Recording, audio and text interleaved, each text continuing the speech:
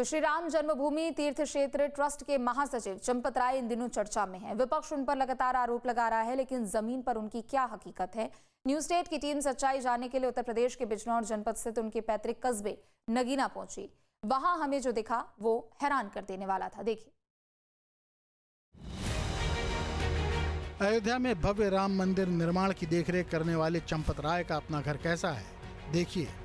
यह है बिजनौर के नगीना में स्थित उनका पैतृक आवास। दीवारों का प्लास्टर उखड़ा हुआ है और घर जर्जर अवस्था में है। मैं मौजूद हूँ इस समय नगीना के सराय मीर मोहल्ले में, और इस मोहल्ले में जो पीछे आपको घर दिखाई दे रहा है वो जो राम मंदिर ट्रस्ट के महासचिव हैं चंपत राय, उनका घर है। और किस तरह की हालत इस मकान की है हम आपको दिखाते हैं।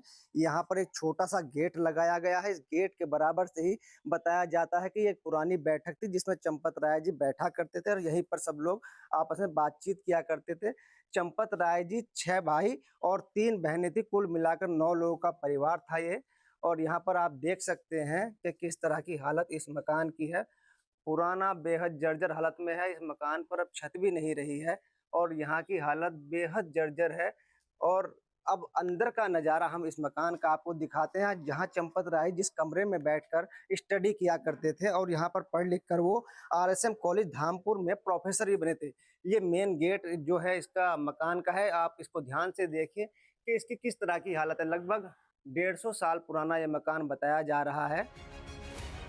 6 भाइयों और 4 बहनों के बीच बड़े परिवार में दूसरे नंबर के चंपत राय ने सालों पहले इस घर को छोड़ दिया था। आज इस मकान में सिर्फ उनके सबसे छोटे भाई सुनील बंसल रहते हैं। देखिए, जहाँ तक चंदा दान की गड़बड़ी का आरोप है वो सब निराधार और राजनीति से प्रेरित है। और इसके लिए हमारी सरकार ने SIT जांच गठित की है, जिसमें वो जांच करके जिसको भी दोषी ठहराएंगे वो उनका निर्णय होगा। चंपत राय के भाई ही नहीं बल्कि उनके पड़ोसी भी उनके इस त्याग और सादगी की गवाही दे रहे हैं। राम मंदिर के नाम पर विपक्ष द्वारा घेरे जा रहे चंपत राय के चरित्र को लेकर पड़ोसियों का दावा कुछ और ही कहानी बयां करता है। बड़ा दुख का विषय है। इतने ईमानदार छवि के व्यक्ति के लिए उस पर इस तरीके के आक्षेप लग रहे हैं तो बड़ा दुखद विषय है। और जिन्होंने अपना जीवन त्याग कर दिया, अपने पूरे परिवार को नहीं देखा, किसी चीज़ को नहीं देखा, कोई शादी नहीं की, सब कुछ त्याग कर दिया और उसके प्रति ऐसी दुर्भावनाएं पूर्ण खबरें चल रही हैं तो बहुत अफसोस होता है। एक तरफ करोड़ों अरबों के राम मंदिर प्रोजेक्ट की कमान और दूसरी तरफ अपनों से दूरी और जर्जर होता यह पैतृक मकान। नगीना के लोगों का साफ कहना है कि जो इंसान दशकों से अपने परिवार से ही नहीं मिला, जिसने अपनी संपत्ति तक नहीं बनाई, उस पर भ्रष्टाचार के आरोप लगाना सिर्फ सियासत का हिस्सा है। और जहाँ तक चंपत राय जी की, चंपत राय जी तो केवल एक धोती कुर्ते और छल्ले के मालिक है, जैसे हमारे योगी जी और मोदी जी। उनके पास कुछ नहीं है, ऐसी चंपत राय है।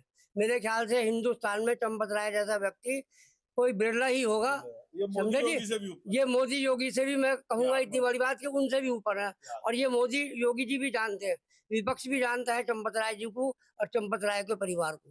क्योंकि एक छोटे से शहर का, छोटे से परिवार का साधारण व्यक्ति इतना बड़े ऊंचे ओहदे में बैठ गया है तो ये किसी भी व्यक्ति को, विपक्ष वालों को रास नहीं आ रहा है। अयोध्या के विवादों के बीच चंपत राय के इस पैतृक घर की तस्वीरें बहुत कुछ बयां करती हैं। भाई और पड़ोसियों के बयानों से साफ है कि चंपत राय के परिवार से अब सिर्फ नाम का रिश्ता रह गया है। ऐसे में विपक्ष के आरोप और नगीना की जमीनी हकीकत के बीच का यह अंतर इस पूरे विवाद को एक नया मोड़ दे रहा है। Team news state. आपके मोबाइल पर तुरंत आएगी ब्रेकिंग न्यूज।